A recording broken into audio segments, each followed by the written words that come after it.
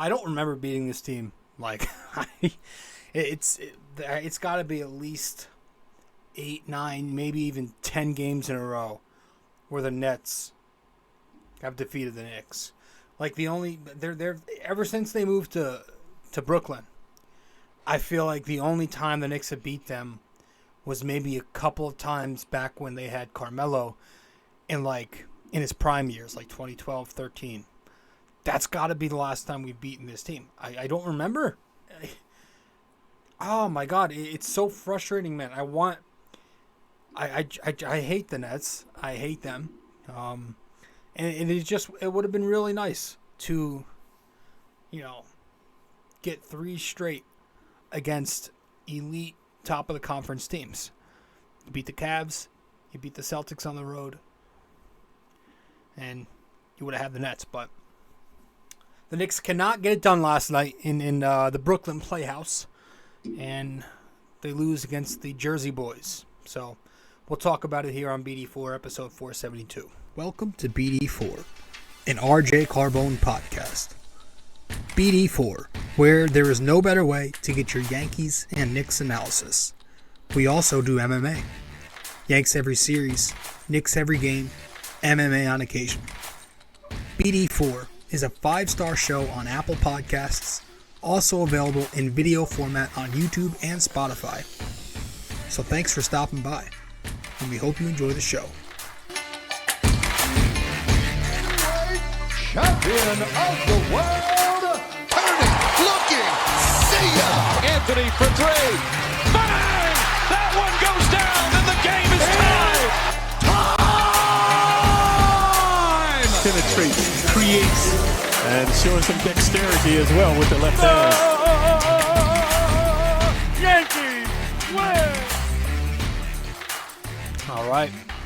Welcome to the show. Welcome back to the podcast, episode 472 of BD4, where there's no better way to get your Yankees and Knicks analysis. We also do MMA.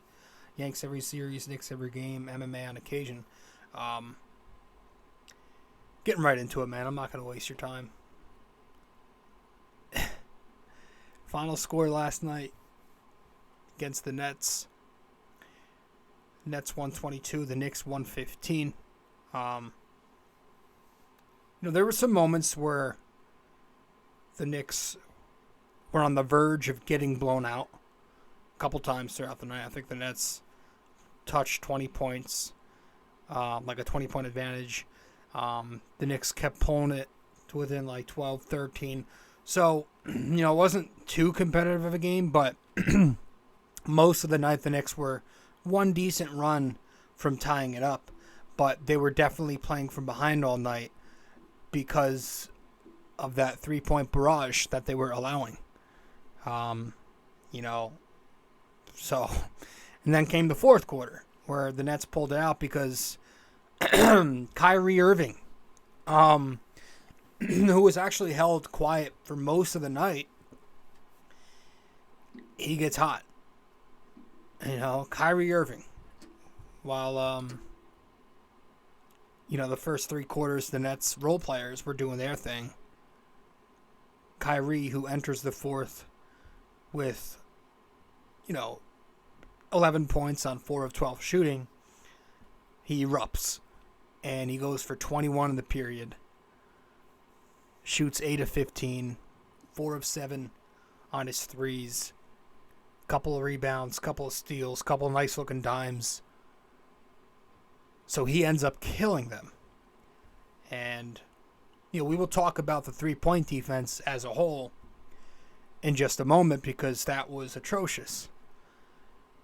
But I'm looking at, once again, the team with the star player defeats the team with the role players. And that is where we will begin in this episode. So once again, the Knicks lose 122 to 115. So, yeah, it must be nice.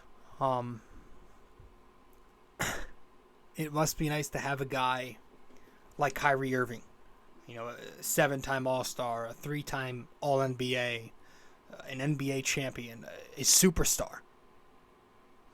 32 points for Kyrie last night with 6 rebounds, 9 assists, 5 triples. He differentiates from the Knicks' best players, not just because he's more skilled, but he does it with ease, like all superstar players can do. Unlike our guys, like RJ, Brunson, and Randall especially, you aren't seeing Kyrie have to exert all of his energy and use so much of it and grind to get a basket because he's special. Stars are special, right? It's so easy for him to score. He's smooth, slick, and he's just an automatic bucket. We've got guys, the Knicks, we got to grind in the paint. We have to work so hard, draw contact. Sometimes we don't get those calls. We got to exhaust ourselves just to get baskets. Kyrie, superstar. Superstars win. I know the Knicks beat the Cavs the other night with Mitchell, but that's, there are exceptions to everything. More times than not, the star will prevail. So I hope that if there are still any of you left who believe that the Knicks don't need a star and that they have a star on their roster, I hope you enjoy mediocrity, because that's what we've got here for as long as we don't grab that guy. So 32 points last night for that guy in Irving. The Knicks version of 32 points is when their mid-3 combines for an efficient game. So again, it must be nice. But and this, I'm going to try to make this a quick episode. I want to run through this Nets game, and then we'll talk at the end. We'll hand out our progress reports, because we are 3 months into the season just about. But the defense overall last night was beyond abysmal. It was bad. It wasn't just Kyrie. It was bad defense, and that's why you're seeing the Knicks lose some of these games lately. And listen, you've got this Knick offense playing a very Thibodeau fashion play, right? You've got the personnel to run that style, with Brunson, RJ, Randall, right? It's very 1990s old school, slow, ISO heavy, pound the paint, half court style of offense. The Knicks scored 115 points last night. 68 of those points came in the paint. They shot a moderate 36% from 3 and took 12 less than the other team did. They only had 19 assists. They out-rebounded Brooklyn. That's all very normal for them, right? Those numbers, that was nothing out of the ordinary with how they went about their business and got their offense last night. It was very stereotypical 2023 Knicks. And I get that. Whatever. That's the way they play offensively. But when you run offense that way, the one thing that you cannot do is allow free reign on the three-point arc. Because in today's NBA, you can't be both old school on offense and play no three-point defense at the same time. You just cannot. You're not going to survive. And normally it's not this bad for the Knicks, right? They'll play pretty good defense and they'll play average offense. But last night, it was atrocious. It was absolutely atrocious. The Nets scored 122 points, and they shot 22 for 40 from 3. That is 55%, I believe. And in the fourth quarter, while the Knicks were shooting 1 for 7 from 3, the Nets were 7 out of 11. That is it right there. That's it. That's it. All night. All night, you watch this game, the Knicks were allowing open looks. They were slow closing out. They were making slow rotations. They were slow getting over screens and even going under a few times where they got lucky. And, when the Nets are moving the ball as quick and as often as they were last night, they had 31 assists. You will not last given that type of energy, that sense of urgency, as Randall said post-game. And even Doris Burke on ESPN last night calling the Knicks out, calling the mid-3 out last night, talking about their net rating on the floor being negative because they don't play a lot of defense.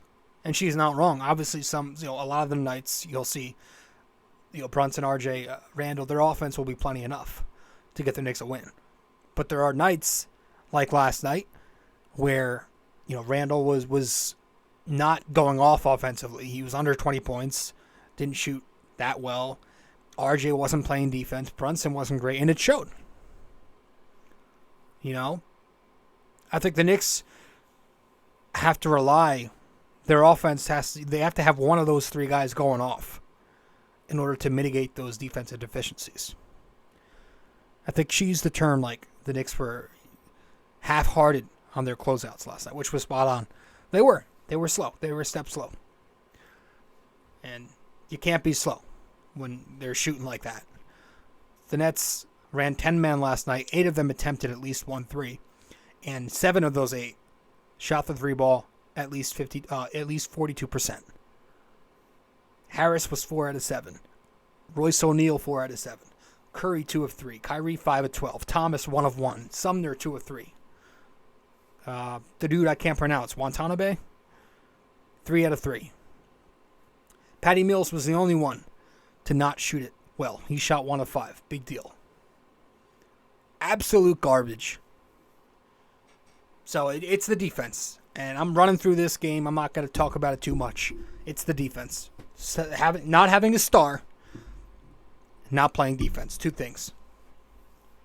Team with the star won. And I know there are some complaints about Tibbs last night, about RJ Barrett not being in the closing lineup once again in the fourth quarter, because he did have 24 points, 6 rebounds, 2 assists. He shot it well, 9 out of 16.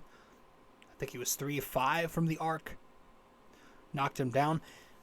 But you watch the fourth quarter, he wasn't playing great defense down the stretch either.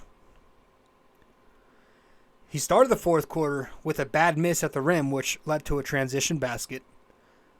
He was slow getting out to Harris for an early 3 from the right side. He was beat baseline on a blow-by, which led to a 3-point kick out to Irving. And he had that one possession against Irving where Kyrie just cooked RJ up on that step-back triple from the left wing. So I think Thibodeau last night was just looking for some damn defense. They did score 115. Again, that's enough. Should be. But that's always going to be on Tibbs' mind. The first thing on his mind is going to be, where's my defense coming from? And I think last night it made some sense to do what he did. There are games where you can have empty stats, and I think the numbers that RJ had last night, even Randall, pretty empty stats. I don't exactly disagree with the game low minus 19 that RJ had in the plus-minus category last night, because that was one that actually matched the eye test. One thing I will say about Tibbs last night that made me question his decisions was when Immanuel Quickley, who was having a great night on both sides of the floor, Tibbs removed him from the game at like the 1 minute 30-something mark, with the Knicks down only 4 points. The biggest moment in the game for the Knicks. They weren't that close all game. So he leaves the game for RJ in a 4-point deficit, and then checks back in a minute later, and it's suddenly an 8-point deficit with 28 seconds to go. It was weird. And in that time that Quickley left the floor, Kyrie started cooking. He was cooking up Grimes off the dribble. 3 consecutive daggers, couple threes, and a driving layup in there. So I didn't like that. That, could have been the difference in this game. And of course, some of the shots that Kyrie was knocking down, just impossible to defend. The Knicks, they tried pressing up on him, blitzing, throwing some traps, anything to get the ball out of his hands. But again, that is what superstars do. They knock down tough shots and make them seem like they're layups. So, the Knicks defense, bad last night. The Nets have a superstar. That's what it comes down to, man. Just those 2 things.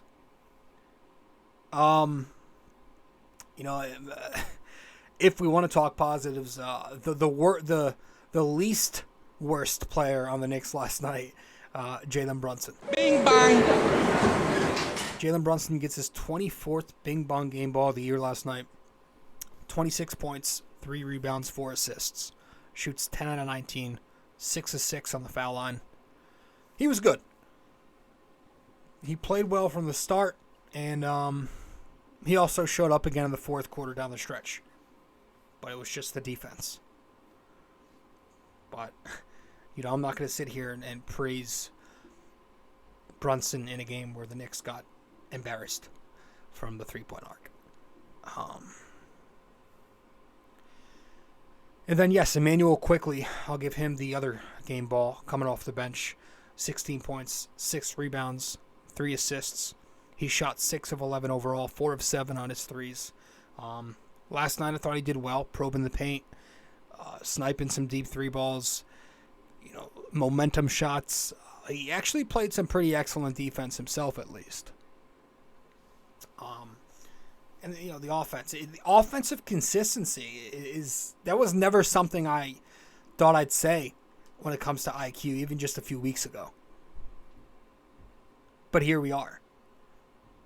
It now feels like he's become a consistent 15 points, 5 rebounds, 3 assists type of guy. And he's also been shooting it well from the floor lately for a while. I don't know how long it's going to last because he is streaky at the end of the day, but maybe he's found something. But he's having a career year, and we'll talk about him when we get to our progress reports, but the defense is probably why he keeps getting these closing minutes. That's why he was out there over RJ. Tibbs usually selects from the 3 of Quickley, RJ, and Quickley, RJ, and Quentin Grimes. Those are usually the 3 guys that Tibbs is going to select from down the stretch. With Quickley and Grimes, you're always going to get the defense. With RJ, you're getting offense. So it just depends on which is playing defense the best. And if you're getting enough offense out of them, it's good enough. It's always going to be defense first. The big men last night, I thought they played well offensively, and they defended the paint well. The Nets only had 34 paint points. They shot only 60% in the restricted area. Hartenstein, a couple of blocks. Sims, a block, 10 more rebounds. Hartenstein giving you some more assists out there. Offensively, Sims had 5 offensive boards. But the perimeter defense from them was also not great. They were slow getting out just like everybody else. Jericho Sims, who is usually a decent perimeter defender, did get burnt by Kyrie. Tough cover, obviously, on that blow-by in the final minutes. Hartenstein, again, struggling with the discipline. He had 3 fouls in 20 minutes played. So everyone in this game just got cooked at one point or another. And that's it as far as this game goes. The Nets are tough. They are not a team I like to play anymore because the Knicks just don't have a star. It's the Nets, it's the Raptors, and it's the Miami Heat with me. Those are the 3 teams I hate being matched up with, and I don't want to be matched up with in the Eastern Conference playoffs. I don't. No matter what their record is, it's always a tough loss. It's always a bad matchup. The Knicks just can't ever seem to figure those 3 teams out. And unfortunately, last night's loss hurt because now we're back to 1.5 behind the 6th seed, Miami.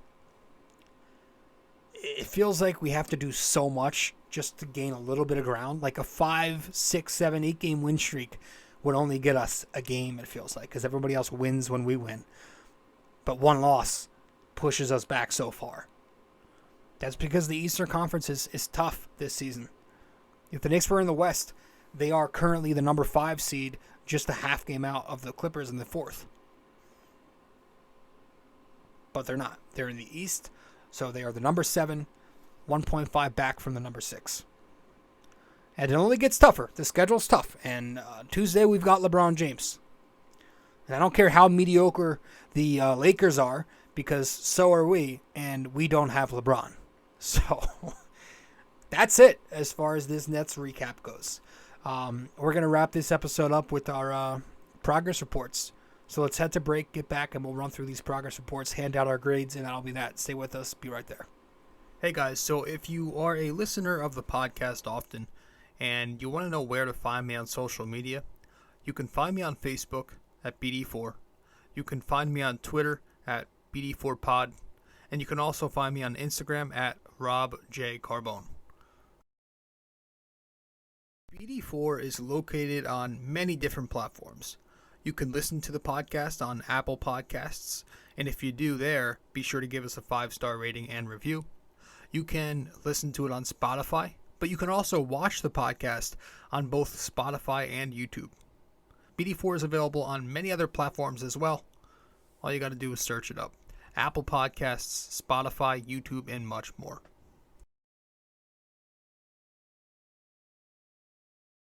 We also have a website now for BD4. If you go to BD4blog.com, you can find the blog, the podcast links, and also where to find me on social media. Just go to BD4blog.com. All right, welcome back to the show, episode 472. 472 of the podcast. Thanks for tuning in to BD4. So, the remainder of this show, like the second half, I guess you can call this part, just talked about that Nets loss. That was a disgusting, ugly loss. Not too disappointed about it. Not stressing because I didn't expect the win anyway. But now we're going to get into these progress reports. We are 3 months into the season now. Flying by. So, if you are new to the show and you do not know how this works, we do a monthly progress report on the Knicks where we dive into each individual in the rotation and talk about their season, discuss what they've done well and not well, and we read off their stats on the year and we give them a grade. And the important part to remember is that these grades are not all on the same scale. So not everybody is getting graded on the same scale. It's based off each player's own expectation. It's all relative to expectation. So if a player, let's say player number 1 has an A+, and then I give player number 2 a B+, it doesn't exactly mean that player number 2 has been worse than player number 1. It just means that player number 2 hasn't lived up to his standards, his own standards, as well as player number 1 has. I think that's the best way I can put it. So that's how this works. And then at the end, we grade the Knicks as a whole, given the same rule based on their expectations. So with that said, we will start with our point guard, our starting point guard on the Knicks, Jalen Brunson. So Brunson this season, across 48 games, he's averaging 23 points, 4 boards, 6 assists. He's shooting 47% from the field, 40% from 3, and 85% at the free throw line. Very efficient player, especially given the turnovers are low at 2 per game. Giving you 34 minutes every night. He's barely missed time. He plays through, injuries, and when he's banged up, he'll play. So I gave Jalen Brunson an A- on the season. I gave him an A-. Fun fact, he has played 15 games this year where he's had 5+ assists and 1 or less turnover. That's pretty cool. But yeah, I mean, without him, the Knicks are on the outside looking in. He has brought them to this spot. He's been their number 1 most consistent player all season. There's no doubt about that. He's just brought stability to the offense. Excellent floor general. A very good leader with a great understanding of the game. He scores very efficiently at all 3 levels. He can finish for a guy of his size pretty well. He's excellent in the paint in that mid-range game with the floaters, the step-back jumpers, the pull-up 3-pointers are there. He's been efficient everywhere on the floor. He's been their fourth quarter guy. He's scoring points in the clutch for them, knocking down shots in big moments all year. There are some times where I get frustrated, and we've complained about this a little more recently when he, ISOs a little bit too much. There are times where I wish he'd play more point guard, especially down the stretch of games, and get other guys like Grimes and Jericho Sims involved for easy baskets closer to the rim. And he's also not the greatest of defenders. He's small, so that's easy for some, bigger, taller wings to take advantage, or guards to take advantage of. Sometimes he's got his back to the play and he's ball watching and he'll get caught backdoor or something. But overall, that's nitpicking when you consider that everything Jalen Brunson has brought to this Knicks team. So therefore, I'm giving Jalen Brunson an A-. As we go to the two-guard spot, the starting two-guard spot, I got to go to Quentin Grimes and give him a... Well, first off, I want to read off his stats. If you're listening, I'm not going to tell you the grade right off the bat. I want to read off the stats first. He's averaging in 40 games so far 10 points, 4 rebounds, 2 assists, shooting 44% from the field, 36% from 3, and 81% at the free throw line. I like what Grimes has done, and I think there are moments where he could be a little better. But overall, I think the season Grimes has had so far has given him... has earned him a B. I gave him a B on the dot. Fun fact: he's shooting 50%, 7 out of 14 on his threes in crunch time, and crunch time is, for those who don't know yet, the final 5 minutes of a 5-point game. That might have went down 1 or 2 shots because I know he missed some down the stretch against the Nets last night, but still very efficient in the clutch. But yeah, Grimes obviously struggled early in the year with the foot injury. Took him a bit to find his rhythm, but he's found some consistency now. He's obviously a guy who can, he's one of those 3-and-D wings that are very valuable. But he's also shown a very impressive ability to attack closeouts on the perimeter, right? He's not just this weak side threat in the catch and shoot, but he can attack a closeout quickly. Sometimes he's too quick with the decisions, but he makes some great reads when he's playmaking on the fly. He likes that dump-off pass to the center. Sometimes he's not aggressive enough, doesn't take the shots, and part of that is him not getting featured like he should. I feel like he could get a lot more reps at times, but it's been a strong sophomore season for Quentin Grimes. I gave him a solid B. Going over to R.J. Barrett. R.J. Barrett in 45 games this year is averaging 20 points, 5 rebounds, and 3 assists. Shooting 43%, 34% from 3, 76% at the line. I gave R.J. Barrett a B-, which is an okay grade. I just think that when it comes to R.J., especially now that he's on a big contract, I think he's had a fine season, right? He's scoring points for you, consistently giving you points. He can rebound good for a wing, and he's getting better each year finishing. You still would like to see the right hand improve. I think it's been a fine year. Sometimes, he's not a good defensive player, and he struggles ball watching himself, and sometimes his one-on-one defense is a little slow and lacking. Gets tunnel vision in the half court. We talked about that before.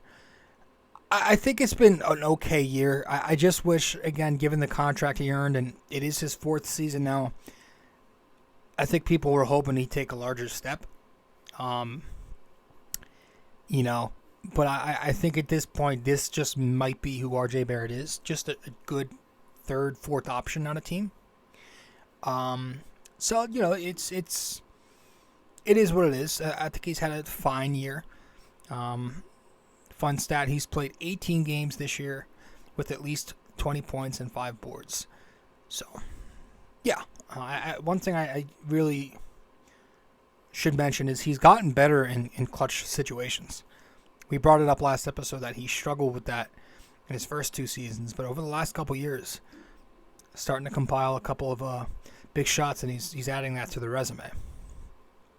So RJ gets a B- for me as we go to Julius Randle, who in 51 games this year is averaging a robust 25, 11, and 4 points, rebounds, assists, 46% from the field, 34% from 3, 75% at the line. So, average efficiency, very good volume of everything else.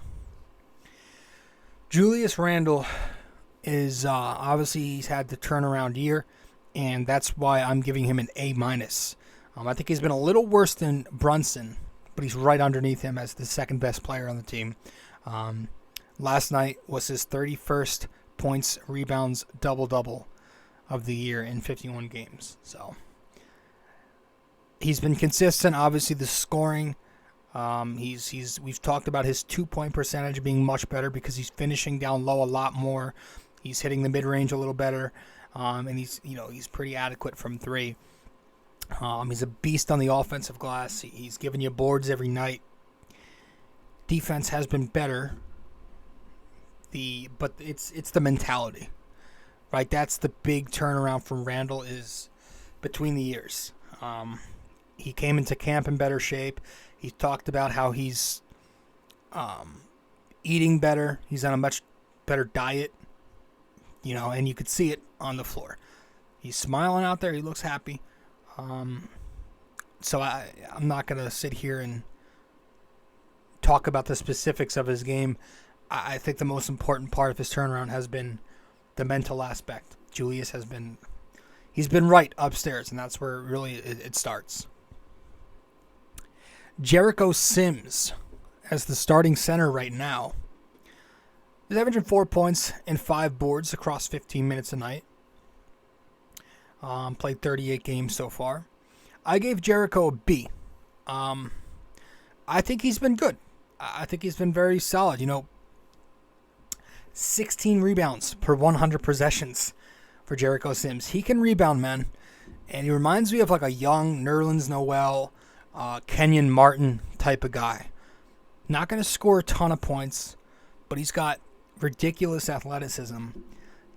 Great second leap, which helps him on the boards and throwing down dunks often. I think he's been solid, man. Good defense. He can guard 1 to 5. He's a switchable defender because of that. Is still learning out there. You can see at times he's not boxing out. He'll struggle in drop defense. But overall, I think Jericho Sims has been solid, as given his expectation is to be this reserve big, and right now he's starting at center. So I think he's held his own, and I give him a B. And Immanuel Quickley, as we go to the bench, in 50 games so far, he's averaging 13 points, 4 rebounds, and 3 assists, shooting 44% from the field, 35% from 3, and 84% at the line. He's having a career year. And for that reason, Immanuel Quickley has jumped up from a B after last month all the way to an A-. He continues to get better as the season goes along. And, I've been a critic of Quickley so far in his career. I'm not going to lie. I've liked him. But, he's always been very inconsistent. He was very inconsistent even to start this year. But for a while now, he's been the Knicks' most consistent weapon. One of them. He's done a very good job as the secondary playmaker when he's with the second unit. When he's playing with Brunson, he does a good job off ball. He can rebound. He can score the ball. Great strong point of attack defense. He can be a little reckless at times. The heat checking, he likes to probe the paint, and he's kind of elusive. Sometimes he could force shots and pick up his dribble too early or something. But overall, I think he's been pretty good. I think he's been pretty good. And I really, really, really enjoy the value he's brought to this team. Without his playmaking off the bench and his scoring, He scored 10-plus points in 19 of his last 20 games now. And he's shooting a lot better. If you look at the field goal percentages lately, that's also been going up, hence the 44% from the field. He was a guy in his first 2 years below 40%. So I am proud of Quickley. I think he's played good basketball this season, and so he definitely deserves the A-. Deuce McBride. There's no point in reading the stats. I gave Deuce a C- this year. He's played 39 games, averaging 13 minutes a game, just because there was a moment where it was fine. I was dealing with the lack of offense because he was playing exceptional defense, but I think eventually you need him to start scoring. It is fun to watch him play defense. He fights over ball screens better than a lot of people do. To watch him hedge over the slashers and halt a drive and then recover, poke a ball loose, make quick rotations, close out very hard. It's all fun to watch. But watching him offensively is painful, and seeing him get shots off in the clutch, like last night, he's not going to make them, and it hurts. I've called him the new Frank for that reason. Unfortunately, the Knicks don't have a ton of depth. Thibodeau refuses to play Cam Reddish. That would be the guy I would like to see play, but he's done. He's not on the team as far as we know. The guy's gone. And obviously Fournier is not it. Rose is not it anymore. Those guys are washed. So he's kind of stuck in this role for now. So I think he's had some moments, but overall, I wouldn't mind to shake up at that spot if we can make a minor trade, get Deuce out of there, and make him more of an occasional player, a situational guy. That's fine, but getting minutes every night does hurt our offense because he does not give you much at all offensively. He's not aggressive, and he just doesn't knock down open looks. So I gave him a C- because I'm kind of tired of just hyping up the defense, as you can only hype that up so much, But he is averaging 2 steals per 100 possessions, so that's nice. And he does play great defense, just by the eye test if you watch these games. Obi Toppin is next on the list here. Across 36 games for Obi Toppin, he's averaging 7 points, 3 rebounds, and assists, shooting 42%, 37% from 3, 83% at the line, getting 15 minutes per game. He started the year very electric. He was sniping on his threes. He was throwing down dunks in the open court. Slowed down a lot since. Even before the injury, he wasn't killing it. After the injury, he hasn't exactly been killing it. So I give him a C+.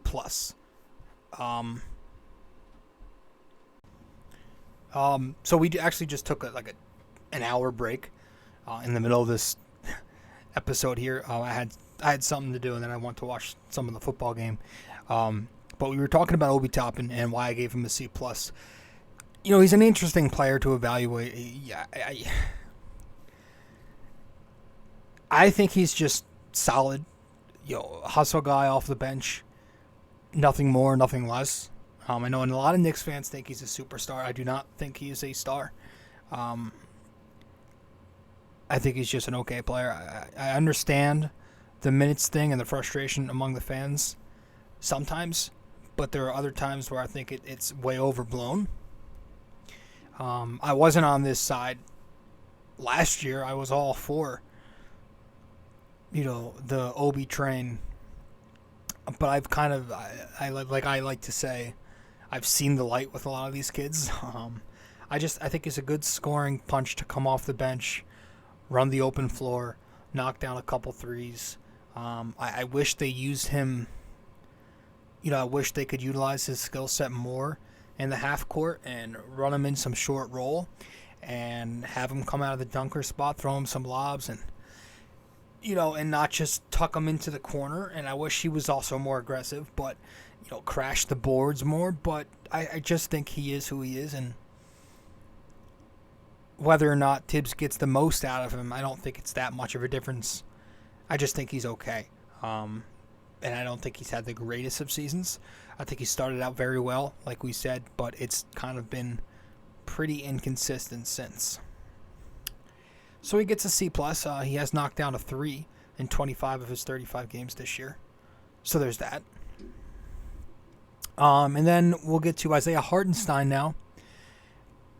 Averaging 6 rebounds, 5 points, shooting 50%, 24% from the 3. Isaiah Hartenstein, I give a C. Sorry. I know he's been better lately.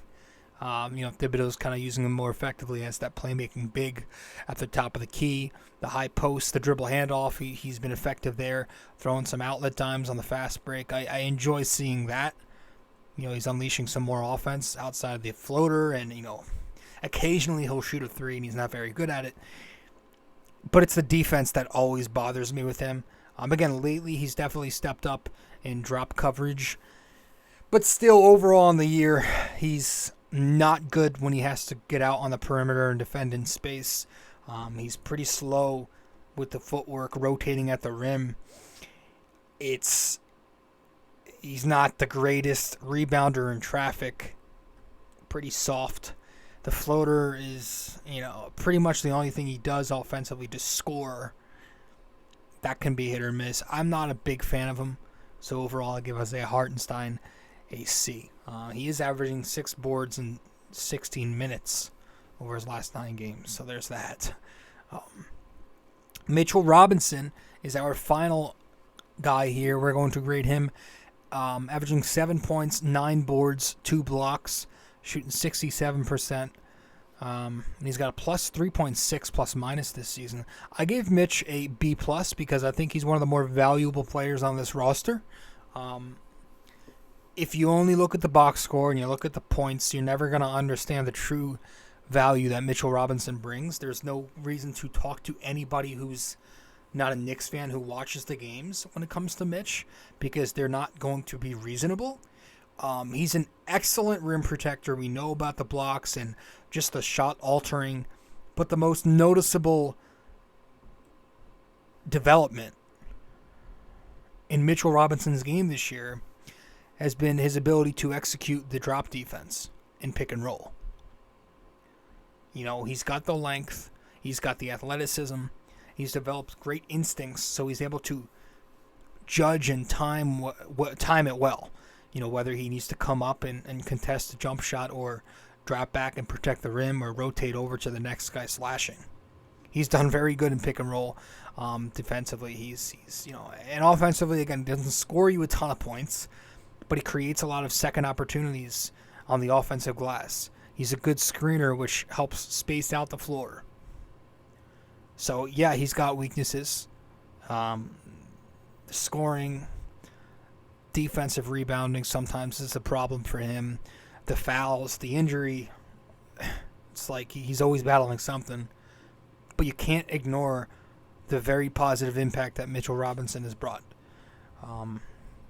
He's second in the NBA with 4.3 offensive rebounds per game behind just Steven Adams. He's fourth in the NBA in total offensive rebounds, and that's with some games missed. Quite a few. He can rebound. He can play defense, and for that, I think he deserves a B+. So that's the those are the player evaluations. We will wrap it up here talking about the Knicks as a whole. The Knicks now 27-24 on the season. That's a .529 win percentage across 51 games. The number 7 seed is what they currently sit at. And again, 1.5 games behind the number 6 seed, which I think Miami sits at. Last night's loss ended their 2-game streak. And in the last 10 games, they're 5-5. And, I gave the Knicks a B- for the way they look this year. And again, they're in this weird spot I call NBA purgatory, right? It's like weird is better than bad, but how good is it? It's been a fine year. No better, no worse. They're exactly where I expected them to be, around 500. Decent talent a solid head coach. So they've got enough to contend and probably make the playoffs / play in at worst. But not enough to go too deep into the playoffs because they still, like we said at the top of the show, they still lack a superstar. Right? They don't have a star caliber guy. The good thing is they have the assets to get one. They've got some young promising prospects and players. They've got a lot of first round picks, some seconds. But, the question remains, when is that star going to come? When is the next guy going to be, on the market? Will Leon Rose pull the trigger this time and not hang on to his role players and his first round picks? That still bothers me. I know people thought there was a haul that the Cavs would have got if we made that deal, but you know what? You got to give to get. I don't give a shit. Don't get me started, because I'm going to go into a whole Donovan Mitchell rant. So I think they get a B-. They've been okay, and they're going to continue to be okay in this middle spot until they get a star. That's it. That's the. You can talk all you want, bullshit all you want. I don't care what you say. If you know that the Knicks need a star, that's all that matters. Anything else is just nonsense. The simple fact of the matter is the Knicks will need a superstar at one point or another. That's it. Nothing else matters to me. Don't say anything else to me. If you're trying to talk around it and give me, I'm not going to listen to you. This is the one thing I'm very stubborn on is people thinking the Knicks don't need a star. And when I mean people, I mean some Knicks fans. They need a star. They don't have a star on the roster, and I think they need a star. But that's it. A B-. And that's okay. We'll see what happens. And that's it with the show. We'll wrap it up right now. We're not going to head to break. We've had enough of those already. With our question of the day right now. Let's get to it.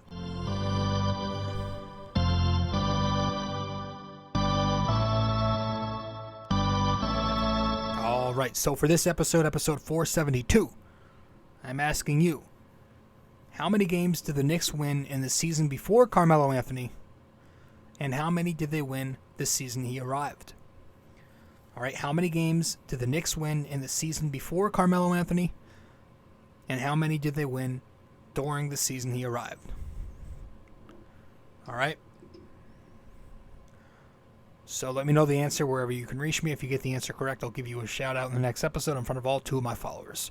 How many games did the Knicks win in the season before Carmelo Anthony? And how many games did they win during the season he arrived? And what I mean by that is before they got him, when they got him, they acquired him. All right. What was their record in 2009, 2010? And then what was their record in 2010, 2011? That's all. All right. Episode 472 in the books. I'm your host, RJ. I appreciate you stopping by. I will see you in 473. This episode, we recapped the Knicks-Nets game. Then we went over our progress reports in the second, third, or the second half of the show, or the final third of the show, well, however long this segment is. But I'll see you in 473. We'll be talking Lakers, Knicks. I don't know if that's home or away, but it's going to be tough because, LeBron James is 40-something years old and he's dropping 35 points a night, or 30 points a night, which is insane. Yep, that's it. Later.